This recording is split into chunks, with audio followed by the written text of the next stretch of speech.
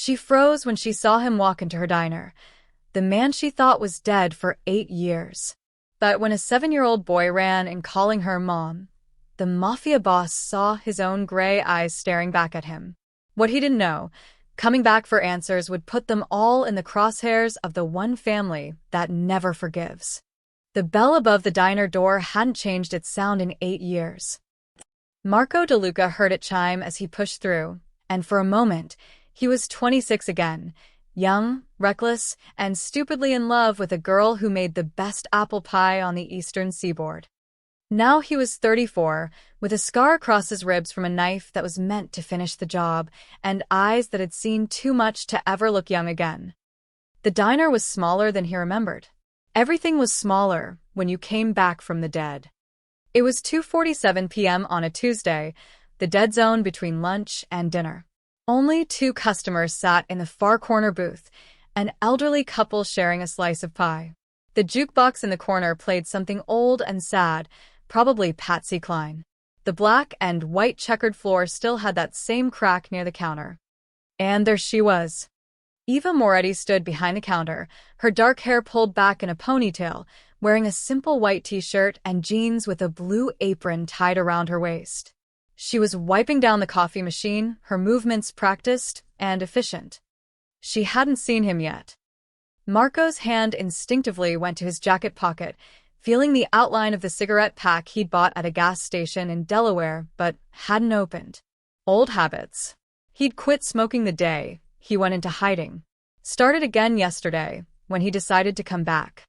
He took 3 steps toward the counter before she turned around. Their eyes met. The coffee pot in her hand didn't fall. Eva had always had steady hands, but her knuckles went white around the handle. Her face drained of color, then flushed red, then went pale again, all in the span of 3 seconds. "Hello, Eva," Marco said quietly. She set the coffee pot down very carefully, like it was made of nitroglycerin. Her chest rose and fell with a sharp breath. When she spoke, her voice was barely above a whisper. "You're dead." "I was," Marco said. "Didn't take." Eva's eyes darted to the elderly couple, then to the kitchen door behind her, then back to Marco. Not surprised he was alive. That would have looked different. This was something else. This was fear. "You shouldn't be here," she said, her voice tight. "I know." "Then why?" "I wanted to see you." The honesty surprised even him. "Before I left for good. I'm heading to California tomorrow. New name, new life. I had to see you first."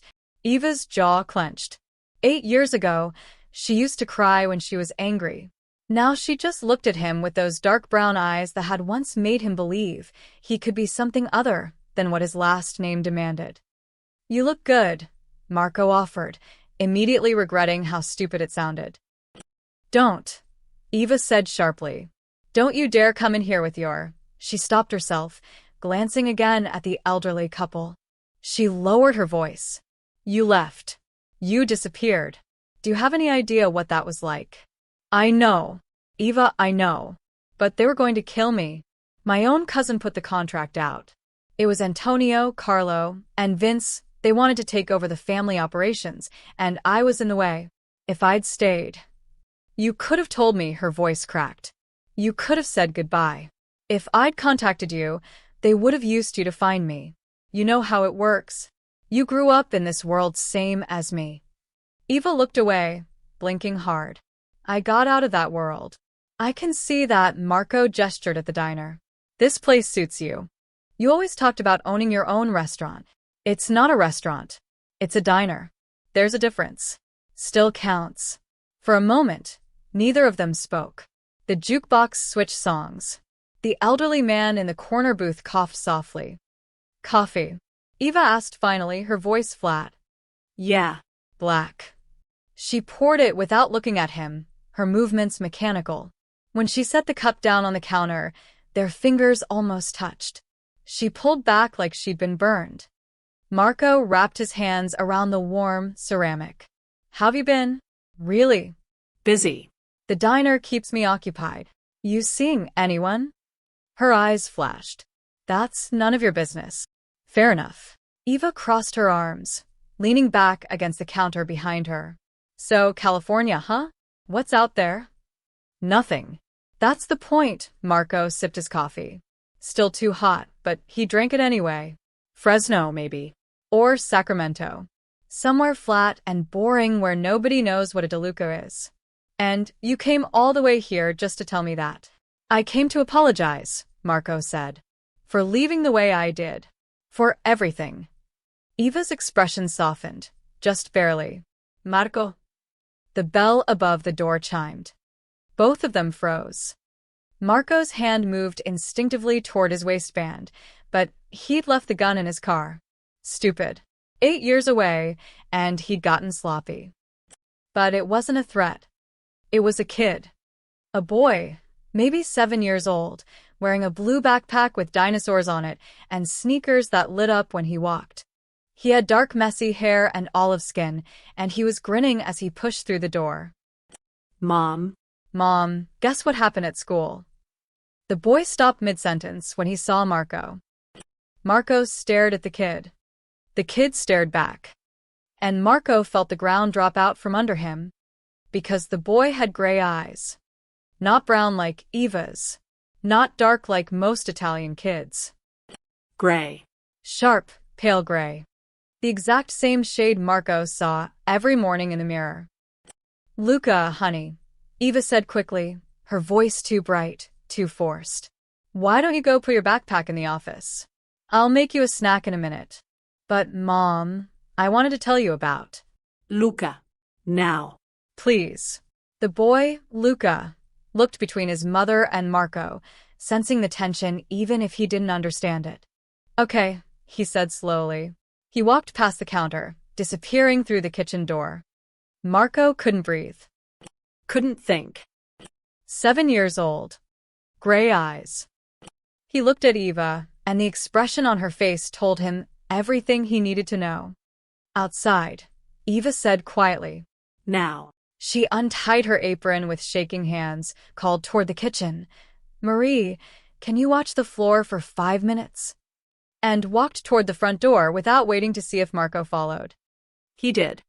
They stood in the parking lot between a beat-up Honda and a pickup truck. The afternoon sun was bright and unforgiving. Eva wrapped her arms around herself despite the warmth. Say it, Marco said, his voice hoarse. Eva looked at him, and her eyes were shining with tears she refused to let fall. His name is Luca Antonio Moretti, she said. He's 7 years old. He likes dinosaurs, baseball, and mac and cheese. He's afraid of thunder, but not spiders. He's the smartest kid in his class. She took a shaky breath. And yes, Marco. He's yours. The world tilted. Marco DeLuca had survived a coup, 3 assassination attempts, and 8 years in hiding. But nothing had prepared him for this. Marco's knees felt weak. He pressed his palm against the hood of Eva's Honda, needing something solid to hold onto. 7 years old, he repeated, his voice distant. You were pregnant when I left. I found out 2 weeks after you disappeared. Eva's voice was steady now, like she'd rehearsed this conversation 1,000 times in her head.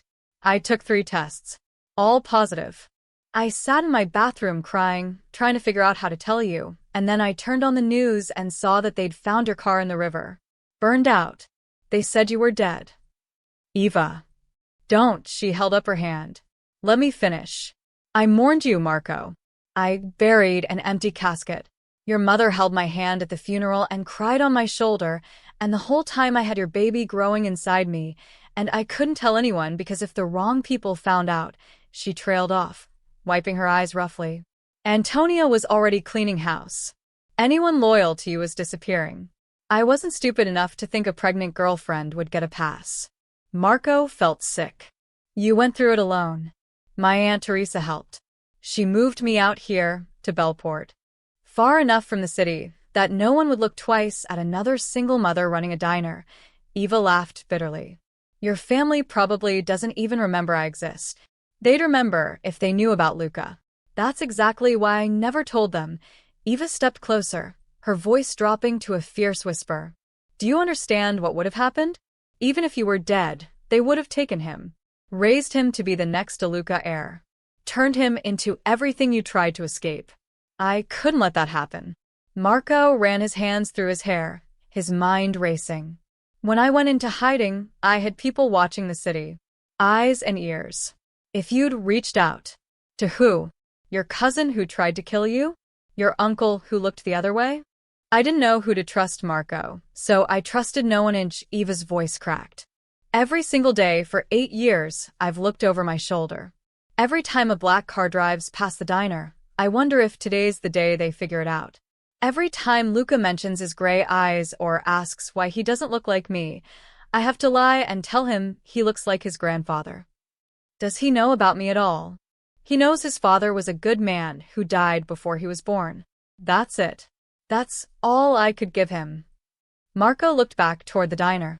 Through the window, he could see Luca sitting at the counter now, eating a cookie, his legs swinging. Just a normal kid. Innocent. Untouched by the violence that had shaped Marco's entire life. I need to meet him, Marco said. Properly. Absolutely not. Eva, he's my son. He's my son. Eva's eyes blazed. I'm the one who sat up with him when he had colic. I'm the one who taught him to read. I'm the one who worked double shifts to keep this diner running, so he could have a roof over his head and clothes on his back. You don't get to walk in here after 8 years and claim him like he's some kind of prize. That's not what I'm doing. Then what are you doing, Marco? You said you're leaving for California tomorrow. You came here to say goodbye and then disappear again. Well, congratulations, you got your closure. Now go. I can't. The words came out raw, unfiltered. Not now. Not after seeing him. You have to. Eva grabbed his arm, desperation replacing anger. Marco, listen to me. If you stay, if people see you with us, if anyone makes the connection, no one knows I'm here. I've been careful. You think you're the only one being careful? There are still people in the city who'd pay good money for information on you. The Bernini family never forgot that you testified against their operation before you disappeared. They've got long memories and longer reach. Marco's blood ran cold. The Berninis are still operating? They took over half your family's territory after Antonio's crew fell apart. There was a war, Marco. 3 years of bloodshed. The Berninis came out on top. Eva's grip tightened. And Rocco Bernini, you remember him? He moved out here 6 months ago. He's been running a protection racket on all the small businesses on the waterfront. Has he touched you? I pay him $200 a month to leave us alone. It's cheaper than hiring security and easier than fighting. Eva's voice was defeated. That's how I survive now. I keep my head down, I pay what I owe, and I keep Luca far away from anything that smells like the life we left behind. $200 a month, Marco's jaw clenched. That bastard is extorting you. That bastard is keeping us alive. Don't you dare go after him. Don't you dare bring that violence back into our lives. Marco looked at Eva, really looked at her. The woman he'd loved 8 years ago had been soft, full of dreams and laughter. This Eva was harder, carved out of necessity and fear. She'd survived because she had to. Because of Luca. I'm sorry, he said quietly. For all of it. Eva's shoulders sagged. I know you are. But sorry doesn't change anything. You need to leave, Marco. Before someone recognizes you. Before this gets complicated. But it was already too late for that. Through the diner window, Luca was staring out at them, his gray eyes curious and confused. And Marco knew, with absolute certainty, that walking away from his son was impossible. Marco drove past the diner 3 times before parking 2 blocks away. He'd told Eva he'd leave town. Promised her he wouldn't complicate things. But that was before he'd looked into his son's eyes and felt something shift in his chest, something he didn't know he was still capable of feeling. He couldn't leave. Not yet.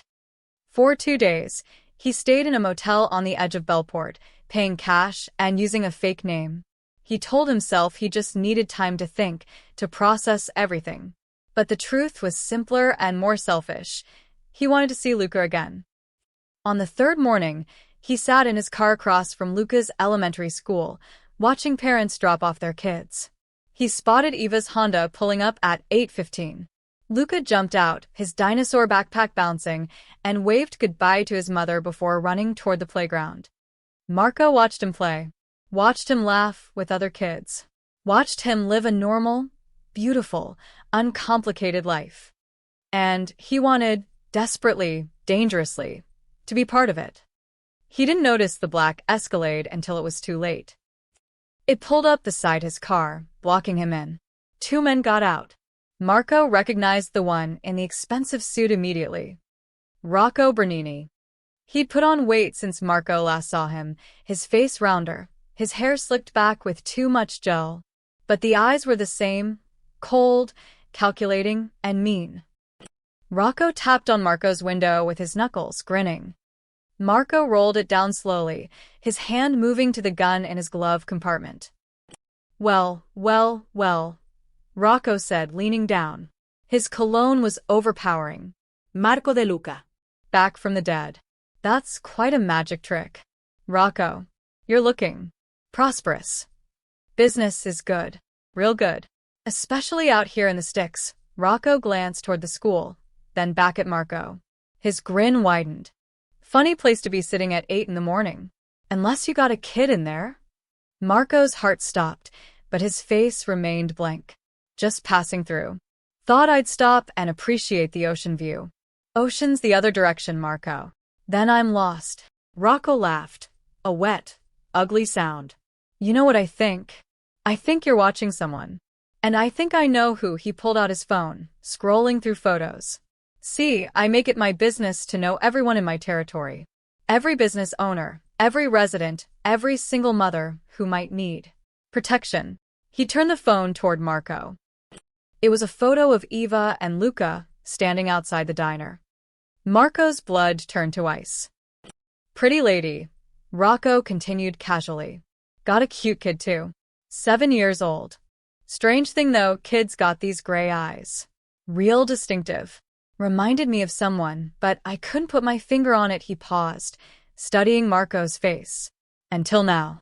Leave them alone, Marco said quietly. Or what? You gonna start a war? You're one man, Marco. No family, no crew, no protection. Meanwhile, I got the whole Bernini organization behind me. My Uncle Sal runs half the eastern seaboard now. You remember Uncle Sal, don't you? He still talks about how you testified against him 10 years ago. Got him 3 years in federal prison. That was a different life.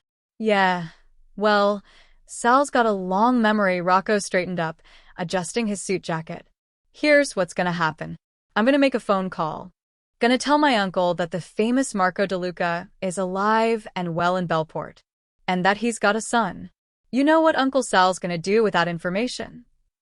Marco's hand tightened on the gun in the glove compartment. He's gonna want to meet the kid, Rocco continued. Raise him proper. Make sure he learns the family business. And you're gonna disappear again. Permanently this time. Or Rocco leaned back down, his voice dropping to a whisper. Or you can make this easy. Give me $50,000, and I'll forget I ever saw you. You can drive away, and your ex and your kid stay safe. Nobody needs to know you were here. I don't have 50,000. Then you better figure it out fast. You got 48 hours. Rocco knocked on the car roof twice. Clock's ticking, dead man. He walked back to the Escalade, laughing. The vehicle pulled away, leaving Marco alone with his rage and fear. Marco sat there for 10 minutes, his mind racing through options. All of them bad. If he ran, Rocco would tell the Berninis anyway, out of spite or boredom or just because he could. Eva and Luca would become leverage, tools to draw Marco out of hiding. If he paid, Rocco would just come back for more. Blackmailers always did. If he killed Rocco, the Berninis would send an army.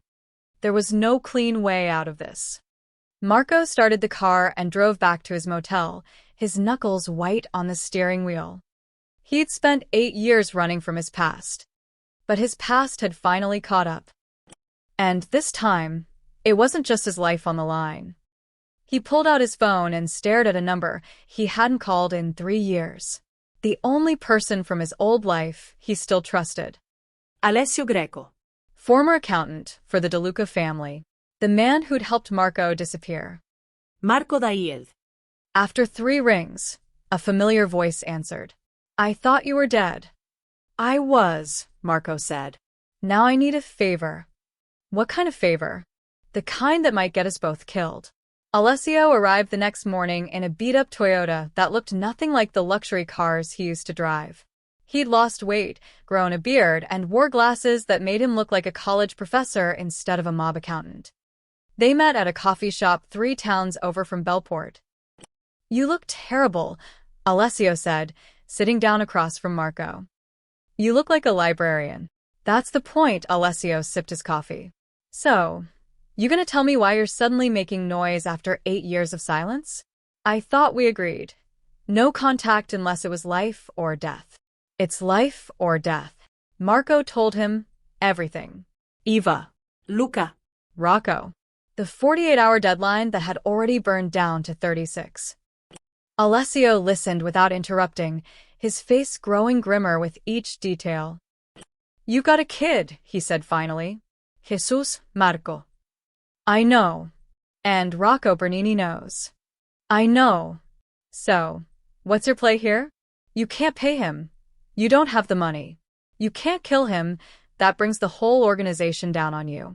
And you can't run because now they know exactly how to hurt you. Marco stared into his coffee. I need time. Time to figure out a permanent solution. Permanent solution requiert l'ouvrage. What the you got? Nothing. That's why I called you. Alessio leaned back, thinking. I still have the files. Everything I copied before I disappeared. Financial records, wire transfers, names, dates. Enough dirt to bury half the Bernini operation if it got into the right hands. The feds? Maybe. But that takes time, lawyers, negotiations, witness protection. You've got 36 hours, not 36 weeks. Marco rubbed his face. So what do I do? Sit here and wait for Rocco to ruin their lives? No, Alessio said quietly. You do what you should have done 8 years ago. You stop running. Easy for you to say. I'm not saying fight them head on. I'm saying be smart. Get close to your son. Let Eva see you're serious about staying. Build something worth fighting for, and then, when Rocco makes his move, we'll be ready. That's not a plan. That's hope. Sometimes hope's all you got. Alessio stood up. I'll start making calls. Feel out some old contacts, see who might be willing to flip on the Berninis. But Marco? Don't waste these hours. If this goes sideways, you might not get another chance. That afternoon, Marco went back to the diner. Eva was behind the counter, pouring coffee for a truck driver. When she saw Marco walk in, her expression shifted from surprise to anger to resignation. I told you to leave, she said quietly when he sat down at the counter. I can't. Marco. Rocco knows about Luca. He saw me watching the school. He's putting it together, Eva. Whether I leave or stay, he knows. The color drained from Eva's face. No. No. No. No. I'm handling it. I've got someone working on a solution. But in the meantime, Marco hesitated. I want to spend time with him. With Luca. Just a few days. Let me be his father. Even if he doesn't know it yet. Eva's eyes filled with tears. You're asking me to let you into his life when everything might explode around us? I'm asking for a chance to know my son before I lose that chance forever. Eva looked away, her jaw trembling. Finally, she nodded once. He gets out of school at 3. There's a park 2 blocks from here. He goes there most days after homework. Thank you. Don't make me regret this. Marco found Luca at the park that afternoon, struggling with a red kite that refused to fly. Need some help? Marco called out. Luca turned, recognizing him from the diner. It won't go up. The wind's all wrong. Mind if I take a look? Luca handed him the kite. Marco examined the tail, too short and unevenly weighted. See this? The tail's what keeps it stable. Right now, it's trying to spin instead of fly. Can you fix it? Sure. You got anything we can use? String, ribbon, maybe some cloth. Luca dug through his backpack and produced a long blue scarf. Will this work? Perfect. They worked together, Marco tying the scarf to the kite's tail in careful intervals. Luca watched intently, asking questions. What's the best wind speed? Why does the tail matter? How high can kites go? Marco answered each one patiently, surprised by how easy it felt. How natural. When they finally launched the kite, it soared, catching the wind and climbing higher and higher until it was just a red against the blue sky.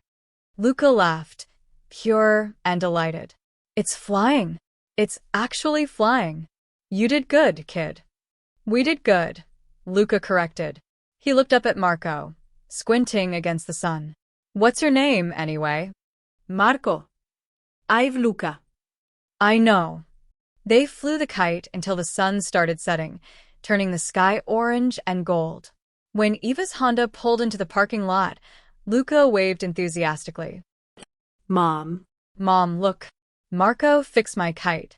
Eva got out of the car slowly, her eyes on Marco. He couldn't read her expression, somewhere between grateful and terrified. That's great, honey, she said. Say, thank you to Marco. Thank you. Luca grinned. Can you come back tomorrow? We could fly it even higher. Marco looked at Eva. She gave him the smallest nod. Yeah, Marco said, his throat tight. I'd like that. As they drove away, Luca waving from the back seat, Marco stood alone in the empty park. For the first time in 8 years, he felt like he had something real to fight for. And he'd burn the whole Bernini organization to the ground before he let them take it away. For 3 days, Marco existed in a strange, fragile bubble of normalcy. He walked Luca home from school, helped him with his math homework at the diner, ate dinner with him and Eva, meatloaf on Tuesday, spaghetti on Wednesday, chicken parmesan on Thursday. Each meal felt like borrowed time, stolen from a life he was never supposed to have. Luca warmed to him quickly, the way kids do when they find an adult who actually listens. He talked about dinosaurs, about his friend Tyler, who could burp the alphabet, about how he wanted to be a marine biologist when he grew up. Marco memorized every detail. The way Luca's nose crinkled when he laughed. How he always ate his vegetables first to get them over with the small scar on his elbow from falling off his bike last summer. 8 years of his son's life, lost. Marco was determined not to lose another second. Eva watched them together with an expression Marco couldn't quite decipher, part wonder, part worry, part something that looked almost like the love she used to have for him. On Thursday night, after Luca went home with Eva, Marco stayed behind to help close the diner. They worked in comfortable silence, wiping down tables and stacking chairs. He likes you, Eva said finally. A lot. I like him too. Eva, he's incredible. I know, she smiled softly. He's the best thing I ever did. We ever did, Marco corrected gently.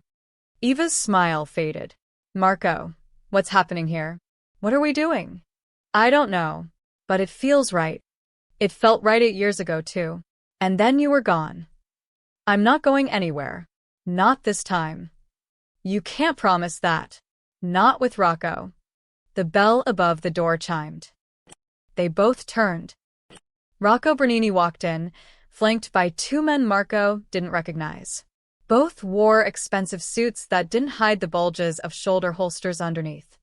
Sorry, we're closed, Eva said, her voice steady despite the fear in her eyes. That's all right, sweetheart. This won't take long. Rocco's smile was all teeth. He looked at Marco. Time's up, dead man. Where's my money? I told you, I don't have it. Then we got a problem. Rocco walked slowly around the diner, running his finger along the counter. See, I made some calls. Talked to my Uncle Sal. Told him about the situation. You know what he said? Marco said nothing. He said, bring me the kid, said he'd raise him proper. Teach him the business. Make him a real Bernini, since the DeLuca name don't mean shit anymore. Rocco stopped in front of Eva. So here's the new deal. You give us the boy, and we let you both live. Simple. Eva's face went white. Get out of my diner. Your diner? Rocco laughed. Sweetheart, Nothing in this town belongs to you. It all belongs to us. We just let you pretend it's yours. Touch her again, and I'll break your hand, Marco said quietly. Rocco turned, amused. You threatening me? Here? Now. He gestured to his men. I got 2 guys with me. You're alone. Plus, you make a move, and Eva here becomes collateral damage. That what you want? Marco's hands clenched into fists, but he didn't move. That's what I thought. Rocco walked toward the door, then paused. You got 24 hours to bring the kid to the warehouse on Miller Street. Show up with him, and this ends clean. Nobody gets hurt. Don't show up, he shrugged. Well, accidents happen. Kids get snatched from playgrounds. Single mothers get robbed walking to their cars. Would be a shame. Rocco, Marco's voice was ice. You made a mistake coming here. Yeah? What mistake is that? You reminded me why I left this life. And why I'm going to end yours. Rocco's smile faltered for just a second.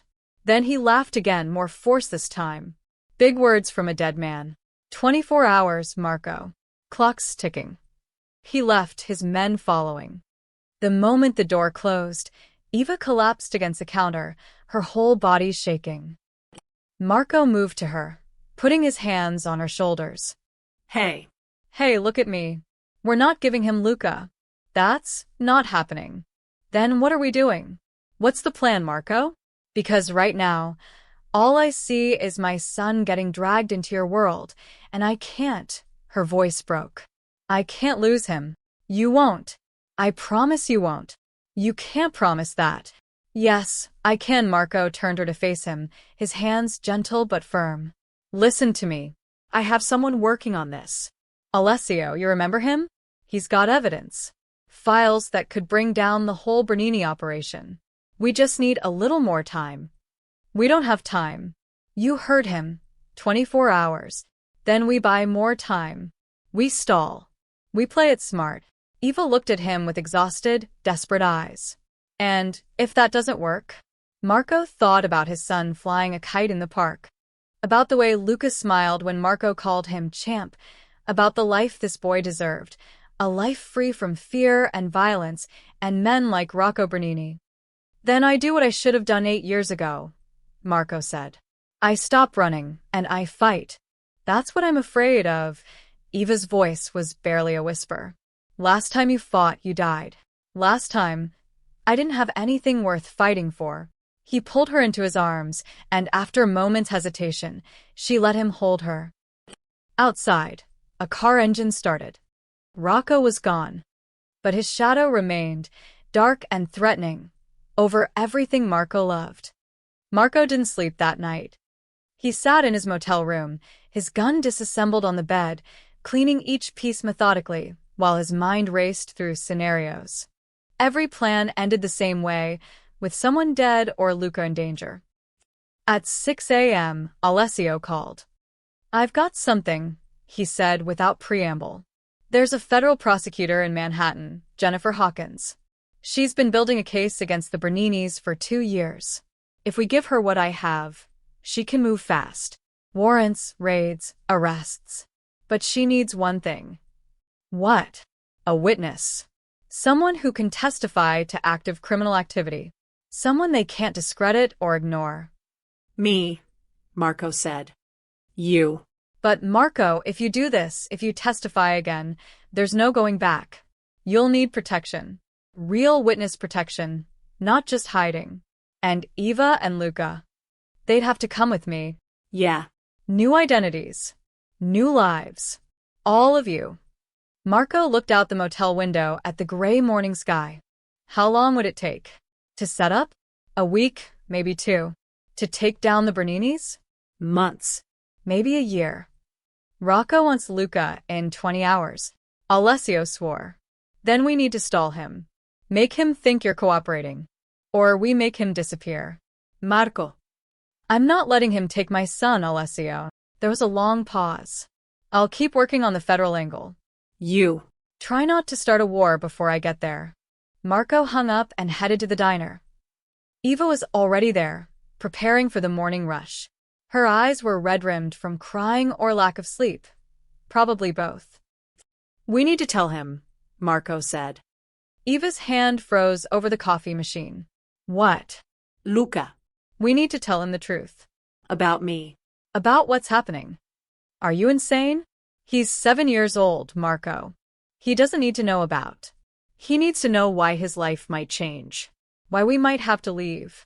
Why strange men might be asking questions about him. Marco moved closer.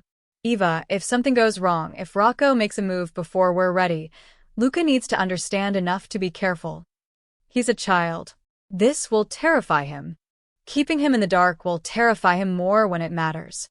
Eva pressed her hands against the counter, her shoulders shaking. I wanted to protect him from this. From you. From all of it. I know. And you did. You gave him 7 years of normal. But normal's over now. We tell him together, or we risk him finding out the worst possible way.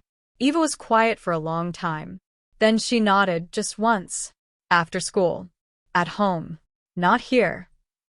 Eva's apartment was small. 2 bedrooms above a hardware store, with worn furniture and walls covered in Luca's drawings. It smelled like vanilla candles and laundry detergent. Luca sat on the couch between them, sensing something was wrong. He'd been chattering about his day on the walk home, but now he was quiet, his gray eyes moving between his mother and Marco. Am I in trouble? He asked finally. No, baby. No, you're not in trouble. Eva took his hand. We just need to talk to you about something important. Okay. Eva looked at Marco, her eyes pleading for him to take the lead. Marco knelt in front of Luca, putting them at eye level. His heart was hammering so hard, he thought it might break through his ribs. Luca, he began, his voice rough. Your mom told you that your father died before you were born.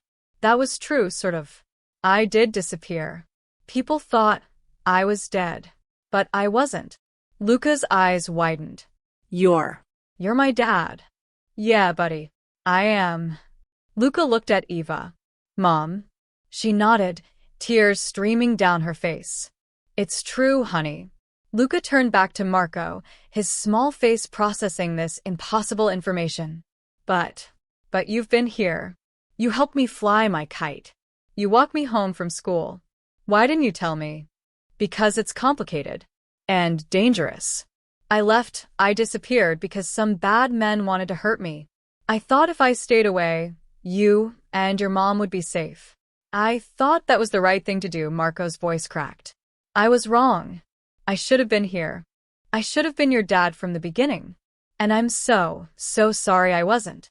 Luca was quiet, his eyes searching Marco's face. Looking for lies. Looking for truth. Did you leave because you didn't love us? He asked, his voice small. No, Marco put his hands on Luca's shoulders. God, no. I left because I loved you.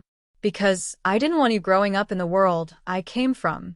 I wanted you to be safe and happy and normal. I wanted you to be exactly who you are. But you're back now. I'm back now. Are you leaving again? Marco looked at Eva, then back at Luca. Not if I can help it. But those bad men I told you about? They found out about you. About us. And we might have to go away for a while. Somewhere safe. All 3 of us. Luca absorbed this, his face serious in a way no 7-year-old should be. Then, without warning, he threw his arms around Marco's neck. I don't want you to leave again, he whispered. Marco held his son for the first time, really held him, and felt something inside his chest shatter and rebuild itself simultaneously. I'm not going anywhere, champ. I promise. Eva joined them, wrapping her arms around them both, and for one perfect moment, they were a family. Then Marco's phone buzzed. A text from an unknown number, warehouse. Midnight. Bring the boy, or we come get him. The moment shattered like glass. Marco stared at the text, his jaw clenched, so tight his teeth ached. Eva saw his expression. What is it? He showed her the phone. Her face went pale. Midnight. That's only 6 hours. I know. Marco, what are we going to do?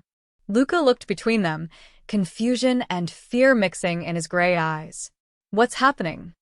Marco put his phone away and forced his voice to stay calm. Nothing you need to worry about, buddy. Your mom and I are handling it. He looked at Eva. Pack a bag. Essentials only. Be ready to move in 30 minutes. Move where? Somewhere safe. Away from here. We can't just run. We're not running. We're buying time. Marco stood, his mind already 3 steps ahead. Alessio has a safe house 2 hours north. We get you and Luca there, then I deal with Rocco. Deal with him how? Marco didn't answer. He didn't need to. Even knew what deal with meant in his world. No, she said firmly. No, you're not going back to that. You're not becoming that person again. I never stopped being that person, Eva. I just pretended for 8 years. Marco's voice was hard. These men don't understand reason. They don't negotiate. They take what they want and they hurt anyone who gets in their way. If I don't stop Rocco now, he'll never stop coming after us. Then we go to the police. And tell them what? That a mobster sent me a threatening text. They'll ask questions we can't answer. Questions about who I am, why he's targeting us. By the time they sort it out, Rocco will have already made his move. Eva's hands trembled. There has to be another way. There is, said a voice from the doorway. They both spun around. Alessio stood there, holding a laptop bag and looking exhausted. Sorry, the door was unlocked. Old habit, I knocked, but you didn't hear. How did you? You said Eva's diner in Bellport. There's only one diner in this town. Alessio stepped inside, closing the door behind him. We need to talk. All of us. 10 minutes later, Luca was in his bedroom with headphones on, playing a video game with the volume turned up. The adults sat around Eva's small kitchen table. Alessio opened his laptop. I've been digging. The Berninis are vulnerable right now, more than they've been in years. Sal Bernini's under federal investigation for tax evasion. His nephew Tony just flipped on him to save himself from a weapons charge. The organization is fractured. That doesn't help us tonight, Marco said. Actually, it does. Because Rocco. Alessio pulled up a photo. He's desperate. He's been skimming from the family for months. His uncle doesn't know yet, but when he finds out, which he will, Rocco's a dead man walking. That's why he needs you. What do you mean? Think about it. Rocco doesn't want $50,000. He wants leverage. Something he can bring to Sal Bernini to prove his worth. And what's better than delivering Marco DeLuca, the guy who testified against the family and his son? Eva's breath hitched. So, this was never about money. It was always about survival. Rocco's survival. Alessio turned the laptop toward Marco. Which means we can use that against him. How? We give him what he wants. Sort of. Alessio pulled up another file. Financial records, emails, photographs. I've got everything here. Every dollar Rocco stole. Every deal he made behind Sal's back. Every lie he told. We give this to Sal Bernini, and Rocco becomes the target instead of you. Marco leaned back, processing. You want to turn the family against itself. I want to redirect their attention. While they're cleaning up their own mess, we get the federal prosecutor involved. Jennifer Hawkins is ready to move. She just needs a witness and these files. We give her both, and the entire Bernini operation falls apart within weeks. And what happens to us while we wait 4 weeks? Eva's voice was sharp. Rocco wants Luca at midnight. Even if we redirect Sal's attention, Rocco might still come after us out of spite. Alessio nodded grimly. That's why we need insurance. Marco, you're going to meet Rocco tonight. What? At the warehouse like he wants. But you're not bringing Luca. You're bringing me and a recording device. We get Rocco on tape, threatening you, admitting to extortion, talking about kidnapping a child. Then we have everything we need, evidence for the feds and proof for Sal Bernini that his nephew is a liability. Marco shook his head. He'll search me. He's not stupid. He won't search me. I'll come in after you. Pretend I'm delivering the money. Former accountant trying to help an old friend. He'll believe it. And if he doesn't? Alessio met his eyes. Then we improvise. But Marco, this is our shot. We take Rocco down tonight, hand everything to the feds tomorrow, and by next week, You and Eva and Luca are in witness protection with new identities and a real future. Eva looked at Marco, her eyes desperate. Is this going to work? I don't know, Marco admitted. But it's the best chance we've got. What if something goes wrong? What if Rocco doesn't fall for it? Then I do what I came back here to do. Marco's voice was quiet but certain. I protect my family, whatever it takes. Eva reached across the table and took his hand. Don't die on me again, Marco. I mean it. Luca just got you back. I just got you back. I'm not going anywhere, he squeezed her hand. Trust me. Alessio closed his laptop. We've got 5 hours. Let's get ready.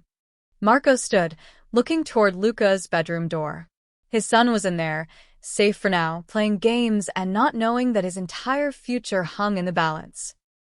Marco would walk into hell itself to keep it that way. And tonight, he just might have to. At 10 p.m., Marco's phone rang. Alessio was in the bathroom, checking the recording equipment one more time. Eva sat on the couch, her knee bouncing nervously, checking on Luca every 5 minutes, even though he was sound asleep in his room. Marco answered. Yeah.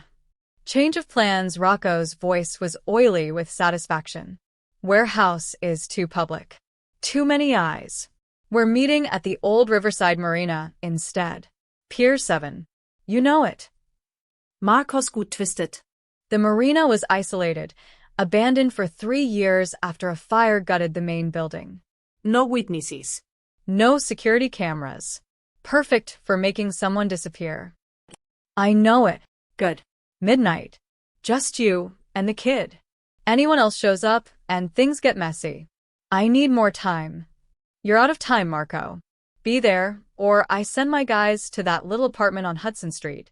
They'll get the kid themselves, and your girlfriend won't be so pretty when they're done with her. The line went dead. Marco stood there, phone in his hand, rage burning through his veins like gasoline. Alessio emerged from the bathroom, reading Marco's expression immediately. What happened? He changed the location. Riversi de Marina. And he knows where Eva lives. Eva's face drained of color. He knows where we live. How? He's been watching us. Probably since the first day I showed up. Marco ran his hands through his hair. He's smart. Smarter than I gave him credit for. Then we call it off, Eva said quickly. We take Luca and run. Right now. We just disappear. Eva. No, Marco. This is too dangerous. If he's been watching us, if he knows where we live, then he's already 3 steps ahead. We can't beat him. We can, Alessio interjected. The plan still works. Actually, the marina is better. More isolated means less chance of innocent bystanders getting hurt if things go sideways. If things go sideways, my son doesn't have a father. Eva's voice cracked. You're asking me to let Marco walk into a trap. I'm asking you to trust that we know what we're doing. Trust. Eva laughed bitterly. Trust is what got me 8 years of raising a child alone. Trust is what got me paying protection money to thugs. Trust is what got my son a target on his back. She stood abruptly, pacing the small living room. I should have left the moment Marco showed up. Should have grabbed Luca and disappeared. Gone to California or Canada or... You wouldn't have made it, Marco said quietly. Eva stopped. What? Rocco would have found you. Maybe not tomorrow, maybe not next week. But eventually Marco moved toward her. These men, they don't just give up. They keep searching, keep digging, until they get what they want. Running only buys time. It doesn't solve anything. And your plan does? Walking into a trap, getting yourself killed, leaving Luca without a father again. If I don't go, Rocco comes here. Tonight. Maybe with 2 men, maybe with 10. And Luca's in the next room, sleeping, when they kick down the door. Marco's voice was steady, but his eyes were fierce. Is that what you want? For our son to see that? To live through that? Eva's breath came in short gasps, tears streaming down her face. I don't want any of this. I just want us to be safe. I want Luca to grow up normal. I know. Marco touched her face gently, wiping away tears with his thumb. And after tonight he can. I promise.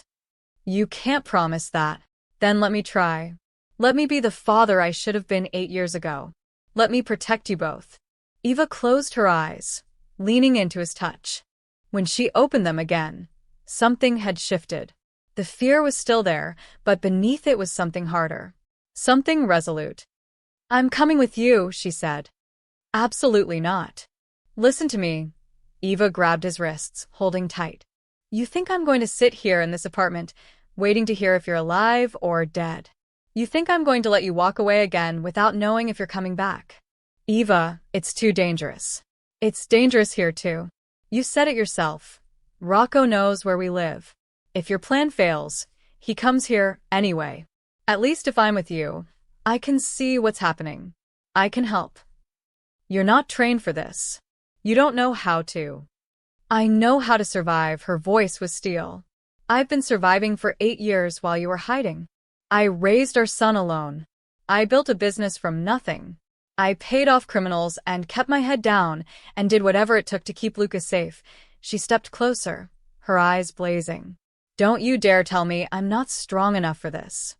Marco stared at her. This woman who'd loved him, lost him, and carried on anyway. Who'd given their son every advantage she could despite the odds stacked against her. She was right. She was so much stronger than he'd given her credit for. Okay, he said finally. But Lucas stays with someone we trust. Marie, Eva's mind was already working. The waitress from the diner. She's looked after Luca before. She won't ask questions. Alessio cleared his throat. Hate to interrupt, but if Eva's coming, we need to adjust the plan. Rocco's expecting Marco alone with Luca. If Eva shows up, then I tell him the truth, Eva said. That Luca's mother has every right to be there. That we make decisions about our son together. He won't like it. I don't care what he likes, Eva's jaw set. I'm done hiding. I'm done running. Those men have taken enough from us. She looked at Marco, and he saw the woman he'd fallen in love with, fierce, brave, and unwilling to back down. We end this tonight, she said. Together. Marco nodded. Together. The riverside marina looked like something out of a nightmare. Burned-out buildings cast jagged shadows across broken concrete. Rotting piers extended into black water, like skeletal fingers. The only light came from a single floodlight near Pier 7, creating a circle of harsh white illumination surrounded by darkness. Marco pulled his car to a stop 50 yards from the pier. Alessio was parked a quarter-mile back, recording equipment ready, watching through binoculars. Eva sat in the passenger seat, her hands clenched in her lap. Last chance to stay in the car, Marco said. Not happening. He checked his gun, loaded, safety off, and tucked it into his waistband. Stay behind me. Don't argue with him. Don't provoke him. Let me do the talking. Marco. Eva touched his arm. If this goes bad. It won't. But if it does, I need you to know, she swallowed hard. I never stopped loving you. Even when I hated you. Even when I thought you were dead. Marco cupped her face in his hands and kissed her. Soft, desperate, full of 8 years of longing and regret. When this is over, he said, we're starting fresh. Real fresh. No more secrets, no more running. Just us and Luca. Promise. I promise. They got out of the car. The night air was cold, smelling of salt water and decay. Their footsteps echoed on the concrete as they walked toward the pier. Rocco was already there, leaning against a black Escalade with 2 men flanking him. Both held pistols openly, not bothering to hide them. Marco? Rocco called out, spreading his arms wide. Right on time. I appreciate punctuality. His eyes slid to Eva. But I don't remember inviting the lady. She's Luca's mother, Marco said evenly. She has a right to be here. Sure. Mother's rights. Very progressive, Rocco pushed off the car, walking into the circle of light. Speaking of the kid, where is he? Safe. Rocco's smile disappeared. That wasn't the deal. The deal's changed. You're not getting Luca. Then we got a problem. Rocco gestured, and his men raised their weapons. See, I told my uncle I was bringing him a prize tonight. the son of Marco DeLuca, future of the family bloodline. I can't show up empty-handed. You're going to show up empty-handed anyway, Marco said. Because Sal Bernini already knows what you've been doing. Rocco's eyes narrowed. What are you talking about? The skimming. The side deals. The 300,000 you stole from the Providence operation. Marco took a step forward. You think your uncle's stupid? You think he doesn't have accountants, auditors, people checking the books? You're bluffing. Am I? How about the warehouse in Newark?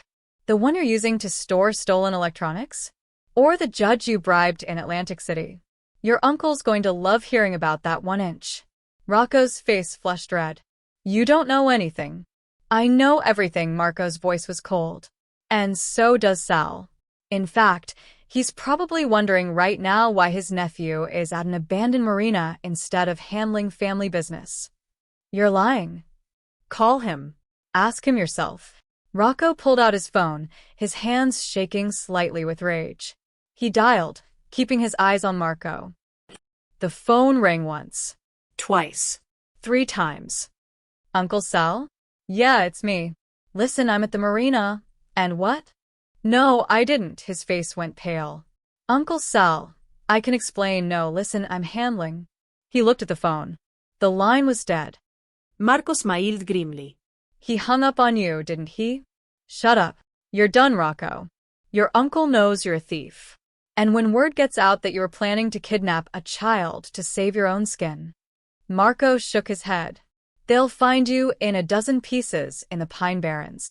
Rocco's gun came up, pointing at Marco's chest. You think you're smart? You think you won? I think you just admitted to planning a kidnapping. Marco gestured upward. Rocco's eyes followed the gesture and spotted the small drone hovering 200 feet above them, its camera light blinking red. Say hello to the FBI, Marco said. They've been recording everything. That was a lie. The drone was Alessio's, and the FBI wasn't watching. But Rocco didn't know that. You set me up, Rocco snarled. You set yourself up. I just gave you the rope. Rocco's finger tightened on the trigger. Then I got nothing to lose. You shoot me and federal agents swarm this place in 3 minutes. You'll never make it out. Maybe. But you'll be dead. Rocco. Eva's voice cut through the tension. It's over. You lost. Put the gun down and run while you still can. Rocco laughed, high and desperate. Run? Run where? You think your boyfriend left me anywhere to run? He burned every bridge I got. Then make a new bridge, Eva said. Disappear. Change your name. Start over. It's possible Marco did it.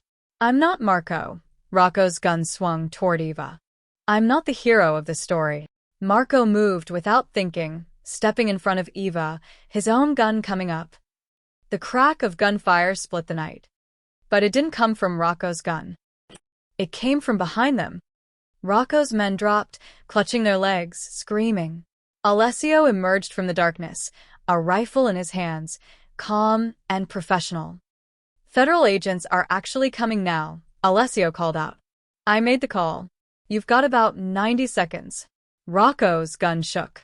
He was surrounded, outplayed, and out of time. It's over, Marco said quietly. Drop it. For a long moment, Rocco stood there, a man watching his entire life collapse. Then, he dropped the gun. Sirens wailed in the distance.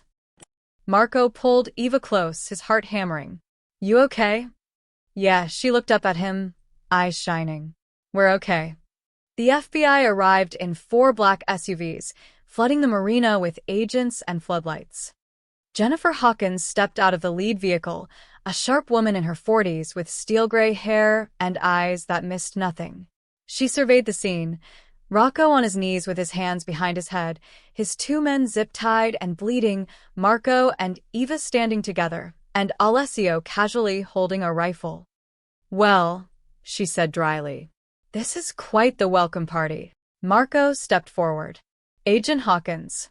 Special Prosecutor Hawkins, actually. And you must be Marco DeLuca. The dead man walking. She gestured to her agents. Secure the suspects. Read them their rights. I want everything documented. As the agents moved in, Hawkins turned back to Marco. Mr. Greco called me 3 hours ago. Said you might have something interesting for me. We do. Alessio handed her a flash drive. 8 years of financial records. Wire transfers, shell companies, offshore accounts. Everything the Bernini family has been hiding. Plus recordings from tonight. Extortion, kidnapping, threats, assault. Hawkins examined the drive. And you're willing to testify? Both of us, Marco said, glancing at Alessio. Whatever it takes to put them away. That's a dangerous commitment. The Bernini organization has reach, even from prison. Which is why we need protection. Witness protection. For me, Eva, and our son. Hawkins studied them both. You understand what that means? New identities. New location. You can't contact anyone from your old lives. Ever. Eva squeezed Marco's hand. We understand. Good. Then we have a deal. Hawkins pocketed the flash drive. My agents will debrief you tonight. Tomorrow we start building the case. Within a week, we'll have warrants for Sal Bernini and 15 members of his organization. Marco felt tension drain from his shoulders. It was really happening. They were really getting out. There's one problem, Hawkins continued. Rocco made phone calls before he came here. To his cousin Vincent. Told him about your son. The tension came roaring back. What? Vincent Bernini isn't as stupid as Rocco. He won't come at you directly, not with the FBI involved.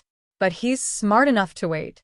Patient enough to watch. Hawkins's expression was grave. Your son is still in danger until we have everyone in custody. How long will that take? Could be days. Could be weeks. Depends on how fast they run. Eva's voice was tight with fear. So what do? We put you in protective custody. Tonight. All 3 of you, Hawkins signaled to an agent. Agent Morrison will take you to pick up your son, then escort you to a safe house. You'll stay there until we've rounded up everyone on our list. And if someone makes a move before then? Marco asked. Then they'll have to go through my agents. And trust me, Mr. DeLuca, they're very good at their jobs. They picked up Luca from Marie's house at 1:30 a.m. The boy was half asleep, confused about the strange people and the late hour. Eva carried him to the FBI van, whispering reassurances while he rubbed his eyes. Mom? What's happening? Luca mumbled. We're going on a little trip, baby. Everything's okay. Is Marco coming? Yeah. Champ Marco climbed in beside them. I'm right here. The safe house was 40 minutes away, a nondescript ranch home in a quiet suburb. 2 agents stood guard outside. 2 more were inside, checking windows and exits. They put Luca to bed in a small room with blue walls and a shelf of old children's books. He fell asleep almost immediately, exhausted and overwhelmed. Marco and Eva sat together in the kitchen, drinking coffee neither of them wanted, while Agent Morrison explained the protocols. You don't leave the house. You don't make phone calls. You don't contact anyone. Food will be delivered. If you need anything, you ask us first. Morrison was young but professional. This is temporary. A week, maybe less. But during that time, you follow the rules. Understood? They both nodded. Morrison left them alone. The house was quiet except for the hum of the refrigerator and the occasional murmur of agents talking in the next room. We did it, Eva said softly. We actually did it. Not yet. Not until the Berninis are in custody. But we're close. Closer than I thought we'd ever get, she looked at him. You really think this is going to work? Witness protection? New lives?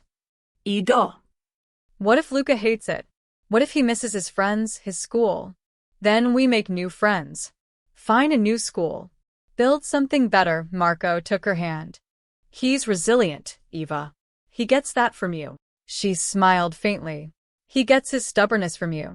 They sat in comfortable silence for a moment. Then Marco's phone buzzed. A text from Alessio. Vincent Bernini just made bail. He's out. Marco showed Eva the message. Her face went white. Already? How is he already out? Money. Connections. Lawyers. Marco stood, his jaw tight. Morrison. The agent appeared in the doorway. What is it? Vincent Bernini made bail. He's out. Morrison swore under his breath and pulled out his radio. Command, this is Morrison. We need eyes on Vincent Bernini, immediately. Suspect is out on bail and considered a high-level threat to our witnesses. The radio crackled. Copy that. Dispatching surveillance now.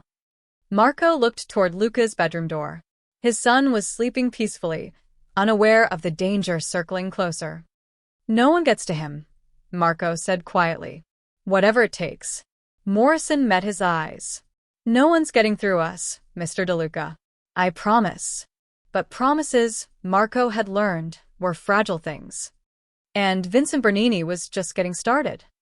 3 hours later, Marco's phone rang. Unknown number. He answered. Hello, Marco. Vincent's voice was smooth, educated, nothing like his cousin's thuggish tone. I thought we should talk. Marco's hand tightened around the phone. How did you get this number? Please. You think the FBI is the only one with resources? Vincent chuckled softly.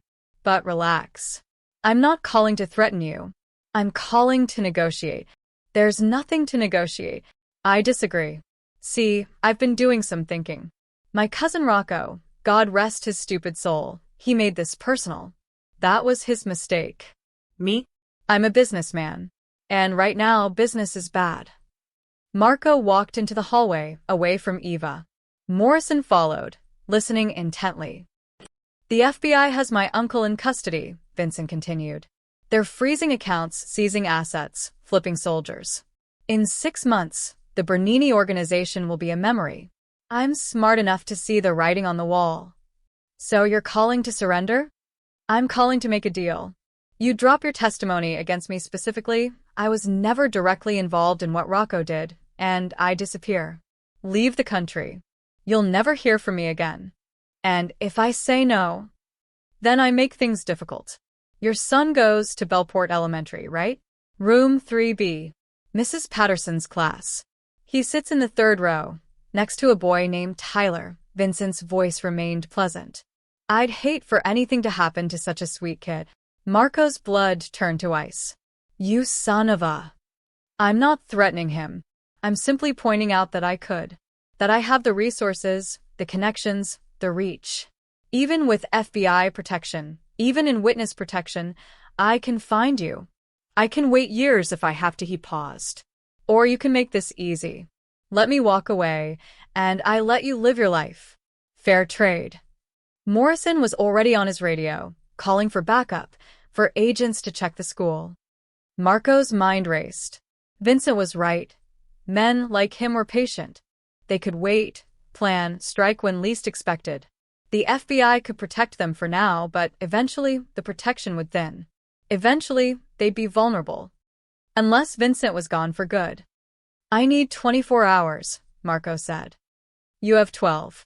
I'll call back at noon tomorrow. Make the right choice, Marco. The line went dead. Morrison lowered his radio. We've got units heading to the school now. It's secure. But Mr. DeLuca, you can't seriously be considering. I'm not. Marco looked toward Luca's room. But Vincent's right about one thing. As long as he's out there, we're not safe. So, what do you want to do? I want to end this. Permanently. At 6 a.m., Jennifer Hawkins arrived at the safe house with a tablet and a grim expression. Vincent Bernini got on a plane to Toronto 4 hours ago, she said, showing them the security footage. We can't extradite him without cause, and technically, he hasn't committed any crimes we can prove yet. He threatened my son, Marco said. On a phone call with no recording. It's your word against his, and his lawyers will tie that up in court for years. Hawkins sat down heavily. I'm sorry. I know this isn't what you want to hear.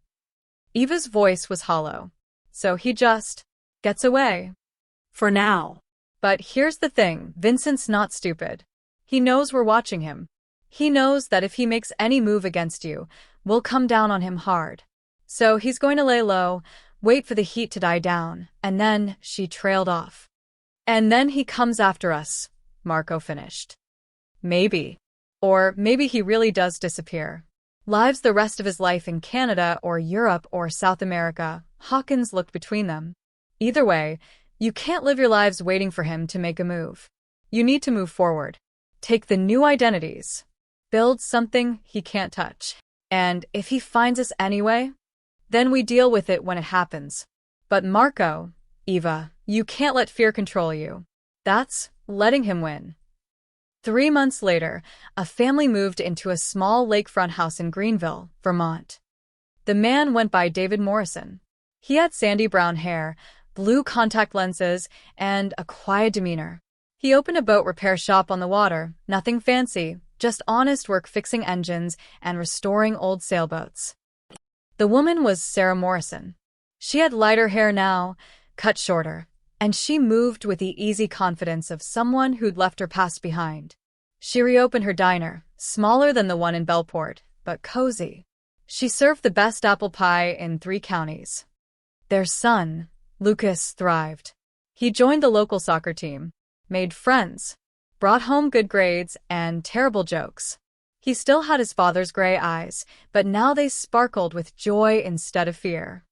At night, David and Sarah would sit on their dock, watching the sunset paint the lake gold and orange. "Think Vincent's still looking?" Sarah asked one evening. "Maybe. Probably," David squeezed her hand. "But he's looking for Marco DeLuca, Eva Moretti, and Luca. Those people don't exist anymore." "Do you miss it? Being Marco?" "I miss parts of it. I miss the city sometimes. The energy," he looked at her. "But I don't miss being afraid. I don't miss looking over my shoulder." "Me neither." Lucas ran down from the house, his soccer ball under his arm. Dad. Mom.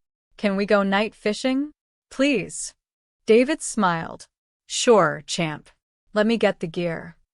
As they loaded the boat, David teaching Lucas how to tie knots, Sarah packing snacks, a black sedan drove slowly past their house. David noticed it. His hand instinctively moved toward his waistband, where he no longer carried a gun. The sedan kept driving. Just a lost tourist. Nothing more. David exhaled slowly, forcing himself to relax. This was his life now. Their life. And he'd fight like hell to keep it. 6 months passed like a dream. Winter came to Greenville, blanketing the lake in snow and ice. The boat shop closed for the season, and David spent his days restoring a vintage Chris Craft in the garage, while Sarah's diner became the town's gathering place, warm, welcoming, filled with the smell of coffee and fresh-baked bread. Lucas turned 8 in January. They threw him a party at the diner with his entire soccer team. There were balloons, chocolate cake, and a pile of presents. He blew out his candles and made a wish, his gray eyes bright with happiness. That night, after the guests left and Lucas was asleep, David stood in the kitchen helping Sarah clean up. "He's happy," Sarah said, wiping down the counter. "Really happy. Did you see him today?" "I did," David smiled. "He's got your laugh. You know that. And your stubbornness." "Our stubbornness." Sarah set down her towel and looked at him. "David Morrison, are you getting sentimental on me?" "Maybe." He pulled her close, wrapping his arms around her waist. "I've been thinking about us, about this life we've built, about how I don't want to waste another second of it." Sarah's breath caught. "What are you saying?" David reached into his pocket and pulled out a small velvet box. Her hands flew to her mouth. "I know we've been through hell," David said, his voice thick with emotion.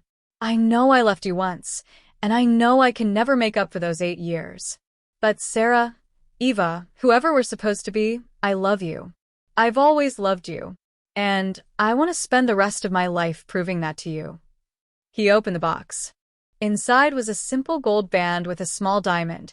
Nothing flashy, but honest and real. "Will you marry me? For real this time? The right way?" Tears streamed down Sarah's face. "You idiot. You beautiful, wonderful idiot. Is that a yes?" Yes. "Yes, of course yes," she laughed through her tears.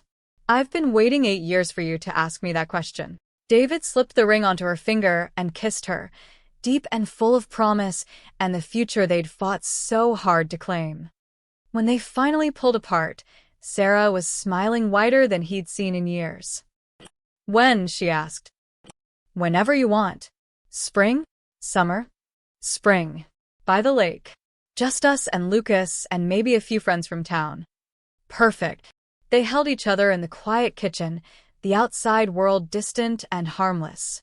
Spring arrived with wildflowers and warm breezes. On a golden Saturday in April, they stood on the dock behind their house, David in a simple gray suit, Sarah in a white sundress, and Lucas standing between them as their ring bearer, grinning so wide it looked like his face might split. The town minister performed the ceremony, while a dozen neighbors watched from folding chairs on the lawn. It was small, intimate, perfect. When the minister said, "You may kiss the bride," David cupped Sarah's face and kissed her like it was the first time and the last time and every time in between. Lucas cheered. The neighbors applauded. And for the first time in 8 years, Marco DeLuca, now David Morrison, felt completely, entirely free. That evening, after the guests left and the sun began to set, the three of them walked down to the dock. Lucas ran ahead, chasing fireflies.